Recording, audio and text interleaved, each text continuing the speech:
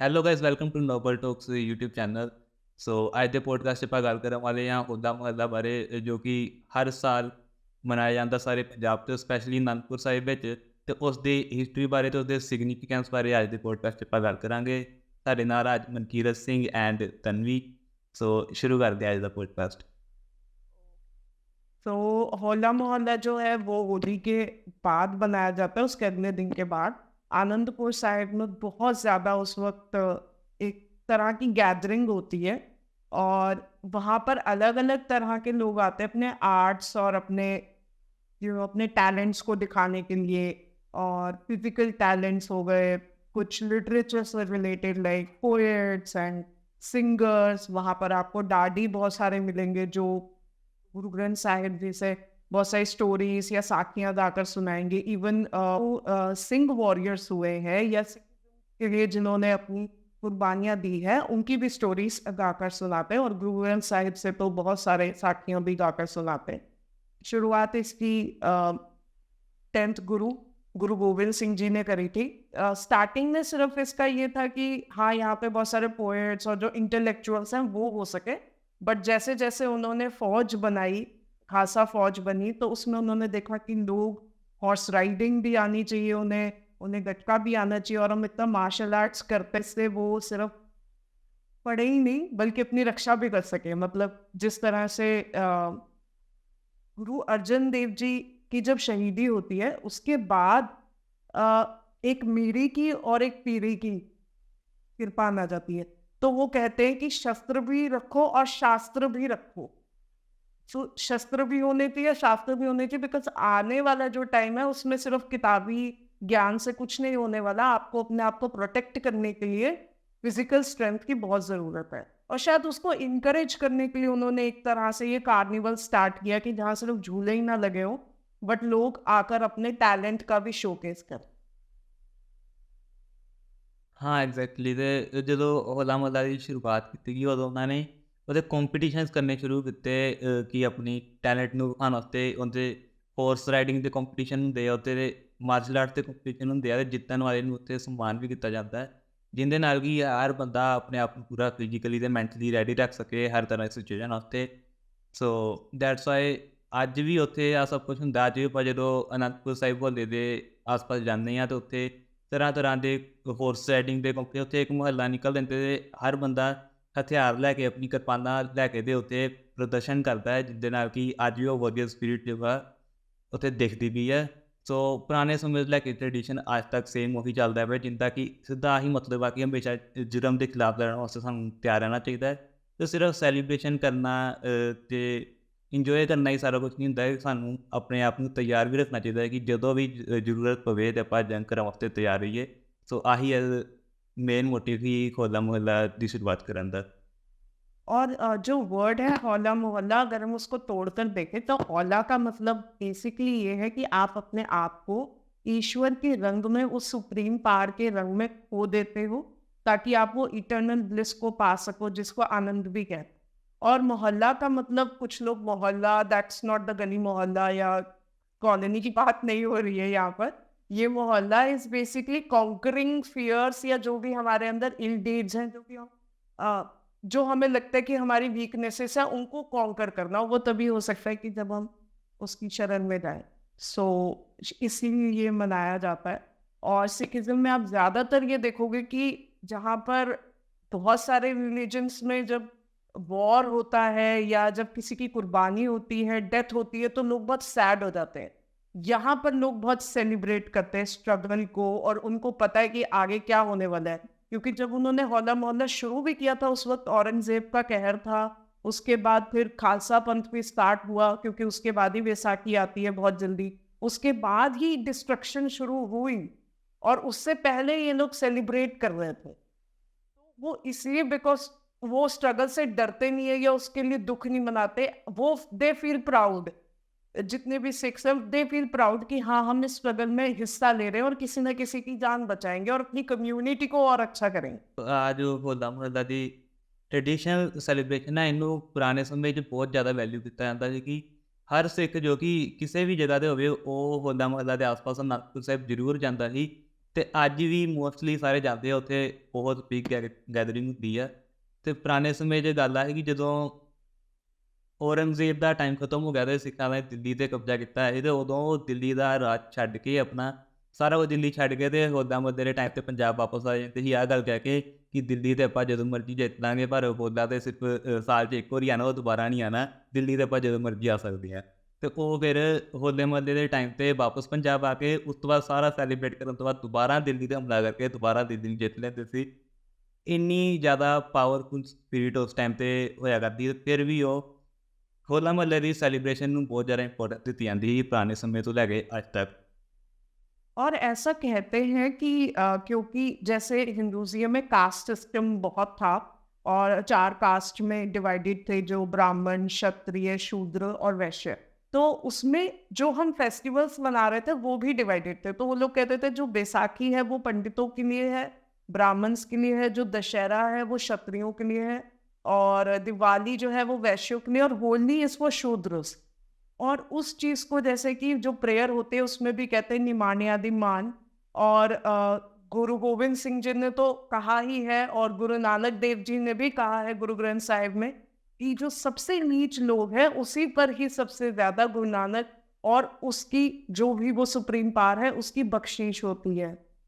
Basically उनको empower करने के लिए, क्योंकि शूद्रों को बहुत ऐसे समझा जाता था कि अगर बॉडी पार्ट से कंपेयर करें तो पैर है, और पैर का तो क्या ही वैल्यू, इसको हटाओ। बट एक्चुअली वो सबसे ज़्यादा मेहनती हैं, वो सबसे ज़्यादा काम करते हैं, और उनकी ऊपर सबसे ज़्यादा भगवान की वो कृपा है। शायद इसलिए उन्होंने ये एक अलग वर्जन बनाया कि यहाँ पे इतना कुछ हो रहा है, किस तरह से कास्ट सिस्टम प्ले कर रहा है रिलीजन्स में भी और फेस्टिवल्स में भी।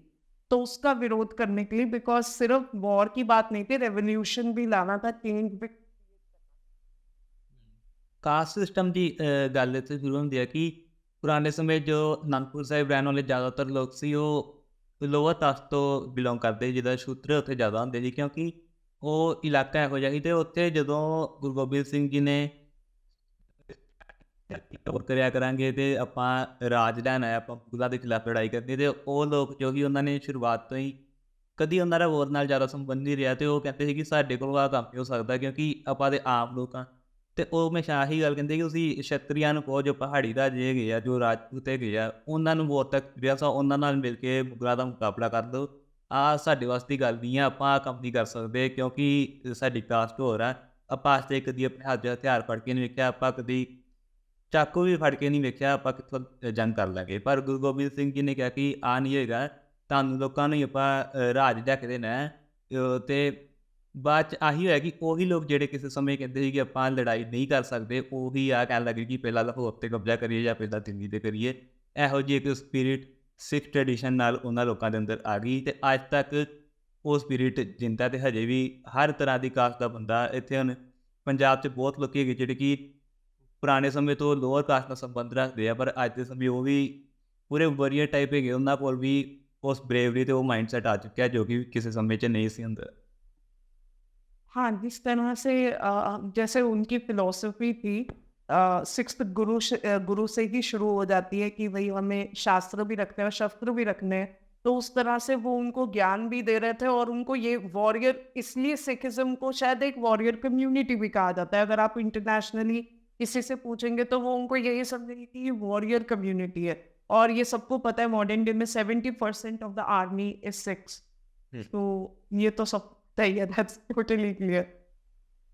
That's our fundamental principle to be a warrior। And ਸਾਡੇ ਪੰਜ ਕਕਾਰਾਂ ਵਿੱਚ ਵੀ ਇੱਕ ਕਿਰਪਾਨ ਆਉਂਦੀ ਹੈ, ਜੋ ਕਿ ਆਹੀ ਸਿੰਬਲ ਹੈ ਕਿ ਹਮੇਸ਼ਾ ਆਪਾਂ ਇੱਕ ਵੋਰੀਅਰ ਦੀ ਤਰ੍ਹਾਂ ਰਹਿਣਾ ਹੈ। ਡੇਲੀ ਪ੍ਰੈਕਟਿਸਿਸ ਵਿੱਚ ਵੀ ਆਪਾਂ ਬਾਰ-ਬਾਰ ਵੋਰ ਦੀ ਗੱਲ, ਬਾਰ-ਬਾਰ ਆਪਾਂ ਰੂਲ ਕਰਨ ਦੀ ਗੱਲ ਕਰਦੇ ਹਾਂ, ਰਾਜ ਕਰੇਗਾ ਖਾਲਸਾ।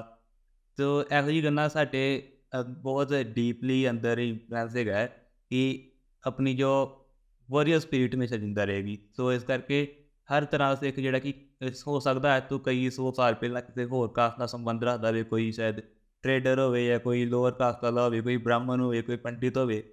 ਅੱਜ ਦੇ ਸਮੇਂ ਵਿੱਚ ਸਾਰੇ ਦੇ ਸਾਰੇ ਇੱਕ ਕਾਸਟ ਵੋਰੀਅਰ ਵਾਲੀ ਕਾਸਟ ਵਿੱਚ ਹੀ ਮੰਨੇ ਜਾਂਦੇ ਆ। ਅੱਜ ਕੋਈ ਦੂਜੀ ਕਾਸਟ ਨਹੀਂ ਸਾਡੇ ਅੰਦਰ।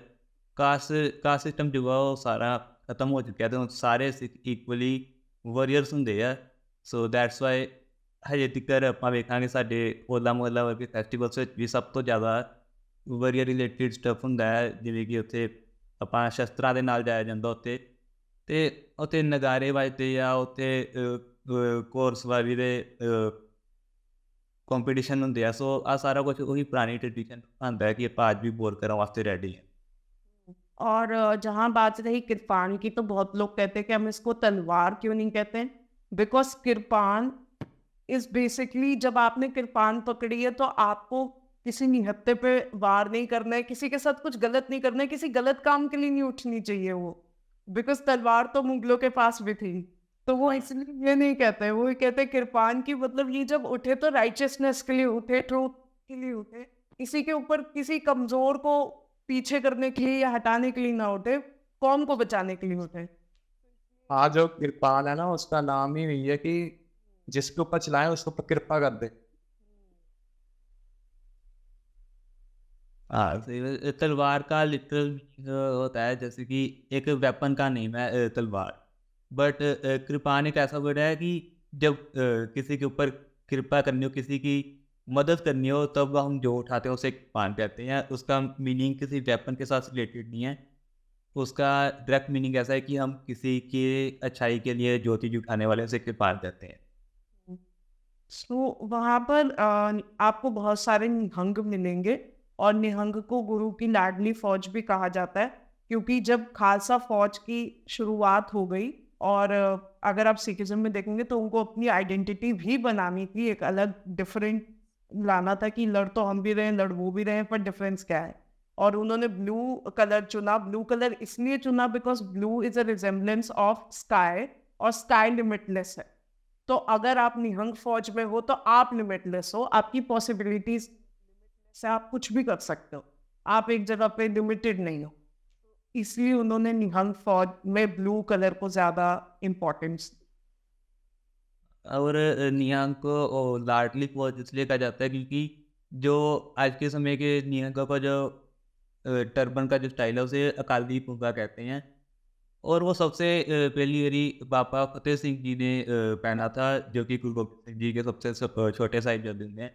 तो उन्हीं से इंस्पायर होके आज तक सभी निहंग सिंह जो हैं वो उसी तरह का करते हैं। सो दैट्स वाई हम उन्हें लाडली फौज कह के बुला सकते हैं, गुरु की लाडली फौज, क्योंकि वो ऐसे निकला है। और जो निहंग सिंह है वे गुरु हरगोबिंद जी के टाइम से चल रहे हैं, जो बुड्ढा दल है बाबा बुड्ढा जी के नाम पर है, क्योंकि तब से ये फौज जो है शुरू हुई है। गुरु हरगोबिंद जी ने 4 जंगें मुगलों के खिलाफ लड़ी हैं, और उनमें भी जो वॉरियर्स थे वो भी निहंग सिंह ही थे, और तब से ट्रेडिशन चला आ रहा है। बाद में स्टैंडर्ड बन गया गुरु गोबिंद सिंह जी के टाइम पर, और इनका जो निशान साहिब है वो भी ब्लू कलर का होता है, और नॉर्मल जो सिख गुरुद्वारा है वहाँ पर हमें केसरी कलर देखने को मिल जाएगा, लेकिन निहंग सिंहों का निशान साहिब आज भी नीले रंग का होता है, और इनका बहुत ब्लू बेस्ड है, क्योंकि ब्लू कलर का बहुत सिग्निफिकेंस है। आज भी हम देखेंगे तो मोस्टली रिलीजियस जो लोग हैं वो ब्लू कलर ज़्यादा पहनते हैं सिखिज्म में, क्योंकि वो रिप्रेजेंट करता है उस आइडियोलॉजी को। एंड निहंग सिंह जो हैं वो अब ब्लू कलर के कपड़े ज़्यादा पहनेंगे, और उनके पास आज भी सरप लोहे हथियार होते हैं, जो कि पुराने समय में चलती आ रही हैं, और उनका जो ट्रेडिशन है वो अभी तक हमें वही देखने को मिलेगा जो कि आज से 200 साल पहले था, जो गुरु गोबिंद सिंह जी के टाइम पर था। एग्जैक्टली वही सेम आज भी चल रहा है, उन्होंने कुछ ज़्यादा चेंजेस नहीं किए, और वो पुराने समय के अकॉर्डिंग ही आज भी रह रहे हैं। जी राइट, क्योंकि उनकी आइडियोलॉजी है कि उनके घर में भी अगर कोई बच्चा पैदा होता है तो उसको बचपन से ही वो चीज़ सिखाने लगते हैं, और सबसे पहले उसको कृपाण पकड़ा देते हैं, सब गटका वटका सब उसको, ताकि वो लीनियज चलती रहे, वो लेगेसी खत्म ना हो, और ओरिजिनलिटी और ऑथेंटिसिटी बनी रहे। हाँ, और जो निहंग सिंह हैं इनमें चक्रवर्ती फौज होती है, जो कि किसी एक जगह पर नहीं रहते, ये हमेशा अपनी लोकेशन जो है चेंज करते हैं। आज भी होते हैं, अपनी लोकेशन हमेशा चेंज करते हैं, इनका कोई एक ठिकाना नहीं है। आसमान के नीचे सोते हैं, इनका कोई घर नहीं होता, और खुले हमेशा रहते हैं, और अपना जो रोज़ नई जगह पर खाना बनाते हैं, रोज़ नई जगह पर सोते हैं। और इनका मानना है कि जो चक्रवर्ती होते हैं वो पूरी दुनिया पर राज करने वाले होते हैं, वो किसी एक किंगडम के रूलर्स नहीं होते। सो इसलिए इनका मानना है कि हम पूरी दुनिया पर राज करेंगे, तो हम एक जगह पर रुके नहीं रह सकते। तो आज भी जो चक्रवर्ती निहंग सिंह हैं वो कहीं पर भी आपको मिल सकते हैं, वो किसी एक जगह पर नहीं रुकते। आज के पॉडकास्ट में हमने डिस्कवर करे अलग अलग एस्पेक्ट्स ऑफ होला मोहल्ला, और काफ़ी अनडिस्कवर्ड है ये, लोग ज़्यादा इसके बारे में जानते नहीं हैं। तो अगर आप पंजाब में हैं तो ज़रूर विज़िट करें, और अगर आप किसी और स्टेट में भी हैं तो ज़रूर विज़िट करें, और इसके बारे में और इन्फॉर्मेशन जानने के लिए हमारा पॉडकास्ट देखें। And don't forget to follow Noble Talks and @T Random Rhyme. So, bye. Thank you.